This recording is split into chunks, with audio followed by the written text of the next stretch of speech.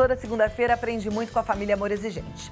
Amor Exigente é um grupo de apoio que está espalhado por todo o Brasil, alguns lugares na América do Sul, até em Israel tem Amor Exigente. E lá você trabalha através da auto e da mútua ajuda. São grupos que se reúnem uma vez por semana, 2 horinhas. É um programa que funciona, gente, não só para o familiar, mas tem também hoje os grupos de sobriedade. É maravilhoso, não custa nada, é de graça. E a família que chega lá consegue fazer mudanças. E você sabe que nada muda se a gente não mudar, né? E através das nossas mudanças, a gente consegue enxergar mudanças ao redor. Hoje eu recebo para falar sobre dependência química o vice-presidente da Federação de Amor Exigente, nosso amigo Miguel Tortorelli, e também o psiquiatra, professor, escritor, diretor do CRATOD, que é o Centro de Referência de Álcool, Tabaco e Outras Drogas, Dr. Marcelo Ribeiro. Sejam bem-vindos, Dr. Marcelo, Miguel, que alegria te receber, viu? Obrigada pelo tempo destinado aqui a gente, que eu sei que é precioso, né, Miguel? Vocês trabalham bastante e esse momento aqui, para mim, é precioso também. Eu costumo dizer toda segunda-feira que a nossa sociedade adoeceu e é papel de todo mundo aprender sobre essa doença, né? Isso mesmo. Bom, Doutor Marcelo, você falou bem, doutor Marcelo realmente ele abriu um espaço, ele é super requisitado, é pesquisador, nós não colocamos aí também, e aí está a diferença, porque quem pesquisa acaba sabendo mais. E doutor Marcelo faz isso. E é muito bom que a gente tenha hoje, então, todo esse material para poder esclarecer as famílias, né? Que são pegas com muita tristeza, com muitos sentimentos diferentes, que é a culpa, que é o medo, que é um pouco de raiva e principalmente desconhecimento diante de tantas drogas. A gente tem muito pavor do crack e o Miguel estava me falando que você é um especialista nesse assunto, né? Exatamente. Em primeiro lugar, é um prazer estar aqui. Obrigada. Muito obrigado por me receber. Esse é o livro dele de crack. A gente vem estudando isso há alguns anos, mas mais do que isso, atendendo pessoas e nos aproximando aí dessa questão que é muito importante para os usuários e para suas famílias. De alguma forma, a droga ainda é uma novidade nessa nossa sociedade, né? Ainda é uma novidade, especialmente no Brasil, né, que começou a desenvolver tratamentos há muito pouco tempo, né? Então, a gente, até 2002, não havia serviços especializados para dependência química no serviço público, né? Havia serviços psiquiátricos antigos, né? E uma renovação começou de 15 anos para cá, de pouco mais de 15 anos para cá, né? Então, a gente está desenvolvendo coisas, é tudo muito novo, tem um ranço moralista ainda muito grande, né? As pessoas acham que o usuário é alguém que não tem mais jeito, né? Que é uma pessoa, que é um vagabundo, né? E não consegue enxergar que ali existe uma doença que afeta o cérebro, que tem um componente biológico importante, né? Que existem questões sociais que acabam prendendo esse indivíduo numa rotina de uso que acaba aniquilando a vida dele e de muitas outras pessoas que convivem com ele. A gente sabe que como doença exige um tratamento. Esse tratamento, ele é difícil, é multidisciplinar? Ele é multidisciplinar, né? Ele é de longo prazo, né? Ele é composto por vários tratamentos dentro de um longo tratamento, né? Que muitas vezes acontecem até em paralelo. Então, você tem abordagens médicas, psicossociais, você tem o amor exigente, você tem o tratamento e a recuperação, né? E a gente costuma dizer que a recuperação é um patrimônio, né, que o usuário vai adquirindo conforme ele vai se estabilizando. Acho que é um pouco essa a ideia. Então, no começo, é um tratamento onde a gente faz muito por ele e conforme ele vai ganhando autonomia, ganhando estabilidade, ele passa a fazer mais por ele mesmo. Acho que O primeiro passo de um tratamento é a desintoxicação. O primeiro passo é a desintoxicação. Que muitas famílias ainda têm aquela esperança. Vou internar o meu filho, ele vai sair dali bom. A internação, ela é uma desintoxicação? A internação breve é a desintoxicação. E é claro hoje, né, assim, qualquer livro, qualquer publicação que você pegue hoje que fale sobre desintoxicação, a literatura é muito clara, né? Desintoxicação não é tratamento. Desintoxicação é simplesmente o momento em que você tira a pessoa do olho do furacão. Ela fica fora do efeito da fora substância. do efeito, assim, você tirou a pessoa do uso. É como você pensar assim, num terreno que chovia torrencialmente, parou, você vai deixar dar uma secada para o terreno dar a primeira secada para você revolver para dali a um tempo ele começar a fertilizar novamente, né? As substâncias químicas, elas afetam o cérebro. Uma vez que a pessoa tornou-se um dependente químico, desenvolveu a doença, ela consegue... A gente conhece até alguns casos de sucesso, dela se livra da dependência química, mas ela vai ter sempre uma comorbidade, tem alguma coisa que vai estar sempre afetada ali ou não? É muito comum a dependência química estar associada a outra doença psiquiátrica, né, que é o que a gente chama das comorbidades, né? Então, independentemente dela estar tratada da dependência química, muitas vezes ela vai ter que se haver com essa comorbidade, muitas vezes, para o resto da vida, né? Então, se ela desenvolveu um transtorno psicótico, como uma esquizofrenia, né, ou um transtorno bipolar, ou então né, muitas vezes não, ela vai tratar também essa comorbidade e vai ter uma qualidade de vida excelente. Então, não tem uma regra. Porque a dependência química também pode ser comorbidade de uma outra doença psiquiátrica. Sim. Ela pode ter uma doença antes, Exatamente. pode sofrer de uma depressão, Exatamente. uma síndrome, um distúrbio, e aí ela torna-se dependente química a partir da experimentação. Perfeitamente. Perfeitamente. Mas existem outros fatores que levam à doença, né, da dependência Existem química? muitos outros fatores. Psicossociais, né? Hoje em dia, a gente tem uma série deles, né? Então, a gente entende que quanto mais cedo se inicia o consumo de qualquer substância, inclusive as listas, isso é um fator de risco, né? Quanto menos apoio psicossocial e familiar esse indivíduo tem, também aumenta esse risco, né? A presença de complicações psiquiátricas também aumenta esse risco. Geralmente, quem desenvolve, infelizmente, tem uma combinação de vários fatores. Então, em geral, está exposto a uma série de violências e de abandonos e de disfunções familiares, se expôs à substância muito cedo, não teve depois um contorno psicossocial que desse conta aí dessas situações, e ele vai chegando na adolescência tardia, na fase adulta, infelizmente ele chega de um jeito Doutora, eu estava dando uma olhadinha desorganizado. no seu livro e ele é muito completo, né? Ele é destinado aos médicos ou à população leiga? Ele é destinado mais ao profissional da saúde, né? Que hoje também é carente dessas informações também aqui é que são carente dessas preciosas, né? informações, Nesses anos de pesquisa, qual foi a conclusão mais importante? Só que a conclusão mais importante, assim, em primeiro lugar, é que o tratamento funciona, né? Mas que... Isso é o principal, né? Acho que, assim, a pessoa tem que ter uma dose de disposição ao tratamento. Assim, acho que por mais óbvio que isso possa parecer, né? O tratamento ele tem que ter um planejamento, né? Ele tem que ter metas, ele tem que ter um tempo de exposição para que ele possa fazer efeito. Isso é uma coisa que não está muito claro para as pessoas, assim, às vezes, né? Elas falam assim, eu vou me tratar, mas eu vou uma vez por semana. Eu vou, mas eu só vou ser... Não é ser.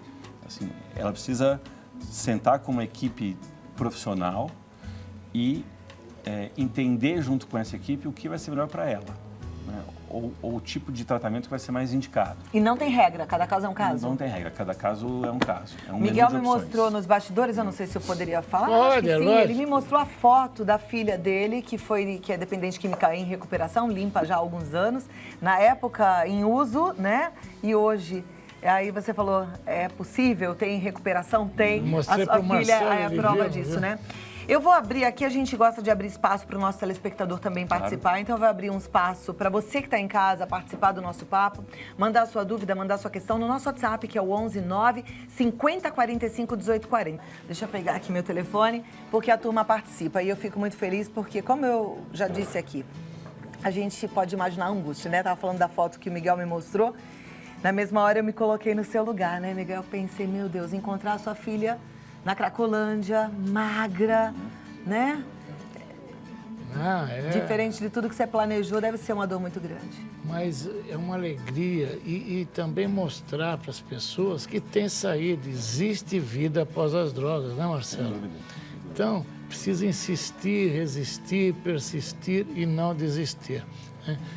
Procurar um grupo de apoio, procura Amor Exigente, mas tem que procurar profissionais.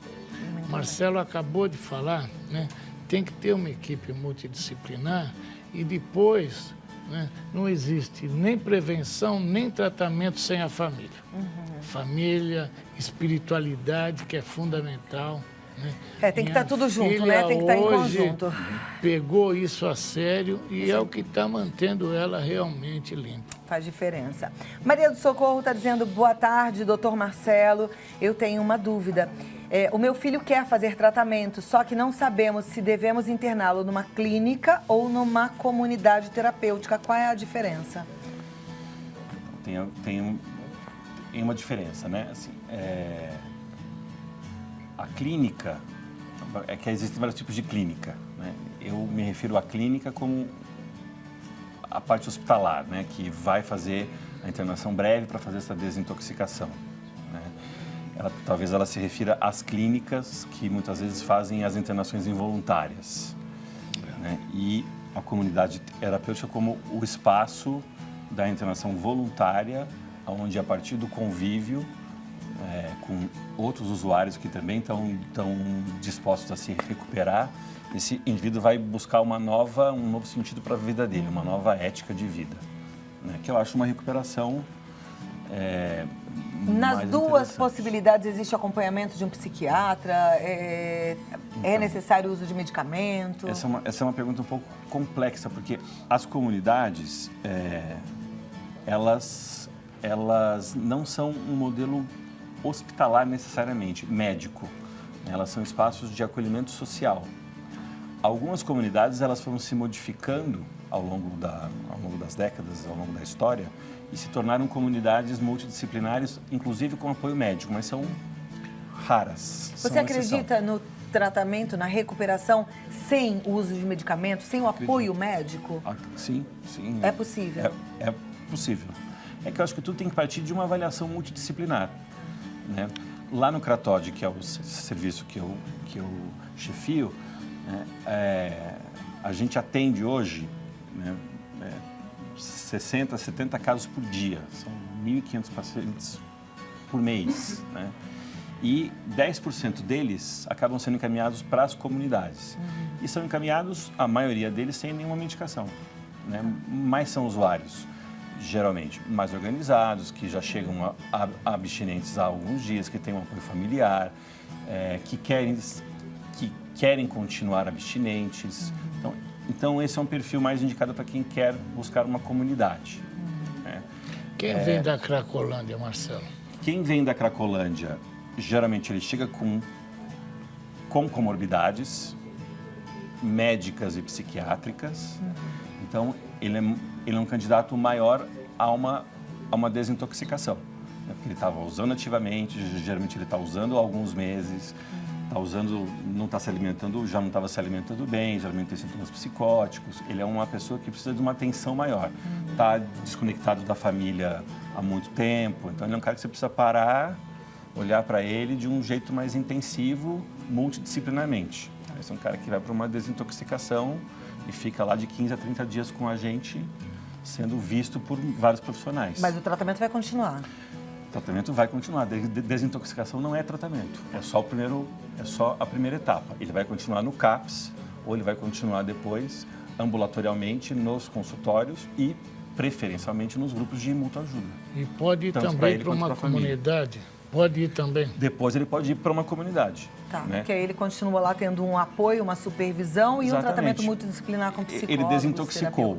Nessa desintoxicação, a gente viu que ele permanece com muita vontade de deixar de usar, mas a família dele está distante, tem muito que avançar ainda, ele está muito fragilizado, está desempregado, de repente ele precisa se integrar melhor, vai para uma comunidade e fica um tempo lá. Perfeito. Já tenho aqui algumas perguntas, deixa eu passar. Então, boa tarde, Claudinha e convidados. Na minha família temos dependência alcoólica. Meu pai era alcoólatra, o pai do meu marido era, nossos avós, por parte de meu marido e minha, eram alcoólatras. Meu marido é alcoólatra. Minha filha tem problemas em se controlar com a bebida, mas ela acha que não é hereditário. É hereditário? Sim. Em primeiro lugar, sim. Ainda mais nesse caso, a gente está, assim, as dependências químicas são hereditárias, né? Elas têm um componente genético importante. Nesse caso, a gente está vendo confirmando. E essa é uma informação importante de você né? conversar de forma muito lúcida, transparente com a tua filha, porque ela está ali correndo um risco. Porque quem é dependente, tanto de outras substâncias ilícitas quanto álcool, não gosta, não é uma condição boa. É de muita infelicidade. Então, explica para sua filha isso, mostra esse outro lado, né? A Bernadette, ela é de Fortaleza, ela pergunta: um dependente em recuperação de cocaína e maconha, que passou 8 meses em tratamento e que volta a usar maconha, é para internar novamente? É uma pergunta, não necessariamente, né? Ele usava cocaína, a internação foi por causa de cocaína, ele voltou a usar maconha.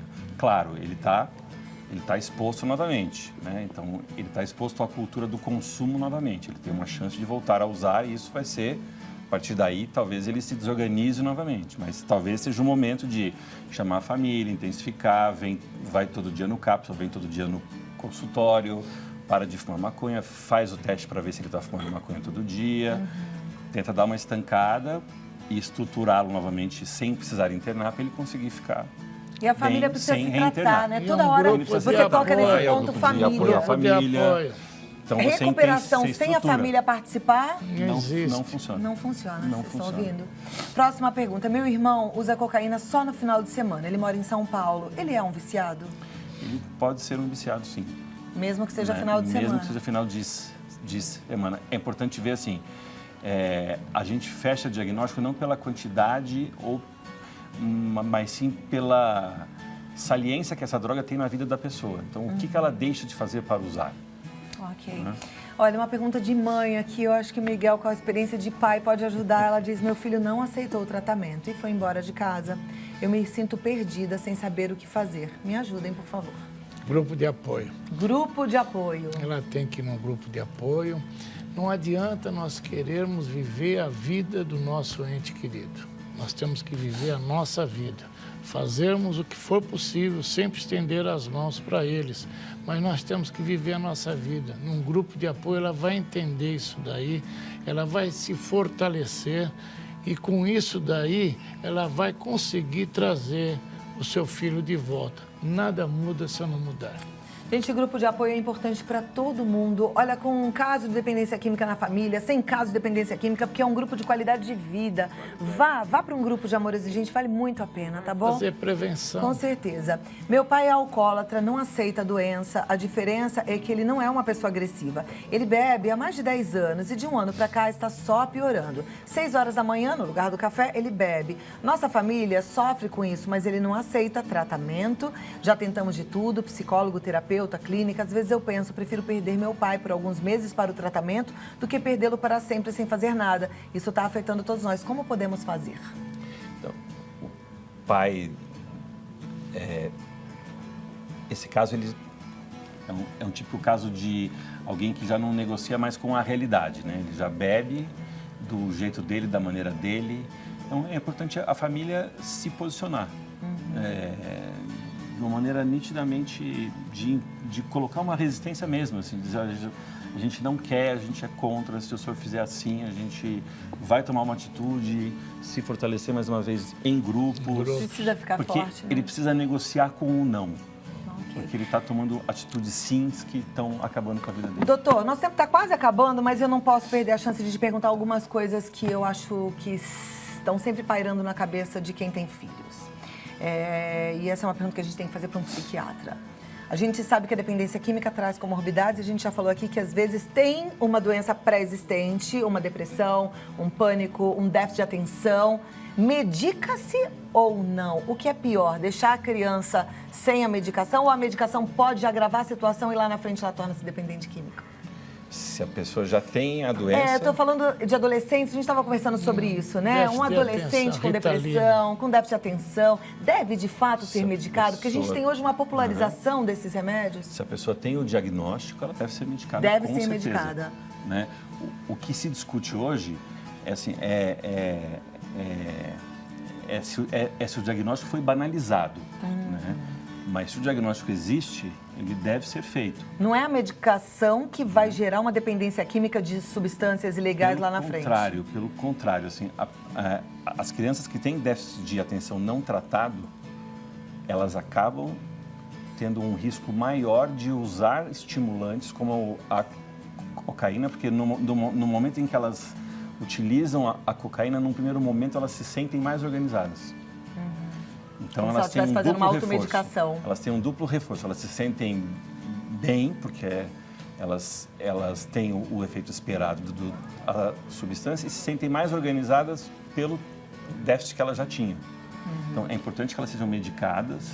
Qual que é o problema hoje? Tem médicos mal formados que indicam de qualquer jeito e medicam muito mal.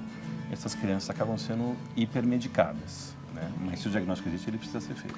E como diretor do Cratóide, tem muita gente que fica com dúvida, será que esse serviço funciona? Será que eu posso ir? Será que meu filho vai ser bem atendido? Será que eu vou ter o respaldo que eu preciso? Como é que está hoje? Então, acho que é importante dizer que lá é um centro de referência. Né? Então, a gente possui um CAPS ali, né, que atende a região central e possui uma unidade de urgência, né, que essa sim está mais aberta para outras regiões da cidade. Né? Mas aí vale o que a gente vem discutindo aqui. Né? Então, essa região ela faz um manejo de urgência, mas o grande trabalho ele vai acontecer na comunidade, com a participação da família, dos grupos de apoio. Então, não é uma situação que vai se resolver lá. A internação ela não vai resolver a vida da pessoa. Então, muitas vezes as pessoas chegam angustiadas, querendo a internação, querendo uma fórmula mágica, e não é lá que isso vai acontecer, porque não é a internação que vai resolver. Né? Então, acho que pela primeira vez, o governo do estado conseguiu oferecer um sistema, que acho que isso foi muito importante, para a rede, para o SUS. Mas a recuperação está muito além disso. Cláudio, Olha, eu acho que deu pra gente aí um panorama da situação, do que você pode... trouxe um livro do Cratóide, 15 anos, que é o nosso trabalho de 15 anos Que lá. trabalho maravilhoso, meus parabéns. Que foi escrito por toda a equipe. Trabalho sério, trabalho importante e que expanda-se aí para todos os outros lugares do nosso país que está sofrendo também com tudo isso. Online para todo mundo que quiser acessar. É só você dar um Google em Cratóide 15 anos, que é facilmente... Cláudia, E aqui o tratamento do usuário de crack também. Se eu não falar, eles vão me bater aqui. É o congresso lá no Rio de Janeiro, do dia 8 a 11 de agosto de 2019. Ainda falta muito, Miguel. Mas ó, já faz sua inscrição, entra no site que é o www.amoresigente.org.br. Se você quiser ligar lá, é o telefone 19-3252-2630. Isso. E sabe por que nós falamos? Que já está colocado no site. Estamos fazendo em 9 vezes, é R$400 no cartão em 9. Então por isso é que tem que entrar agora. Tá, joia. E olha, doutor Marcelo, você pode entrar em contato também no 11, no 30 88 13 18, tá? Muito obrigada. Obrigado a você. Muito bom aprender. Lembrar mais uma vez que essa é uma doença que envolve a sociedade e ela precisa ser tratada de forma multidisciplinar. E a família tem que estar junto. Muito obrigada e até a próxima. Obrigado, o tempo voa, né, Miguel? Prazer, viu? Obrigado, Cláudia, mais uma vez. O tempo voa, o tempo voa. Esse final de semana tem congresso lá na Paraíba, né? Tem o Nordestão, fantástico. tem o Nordestão.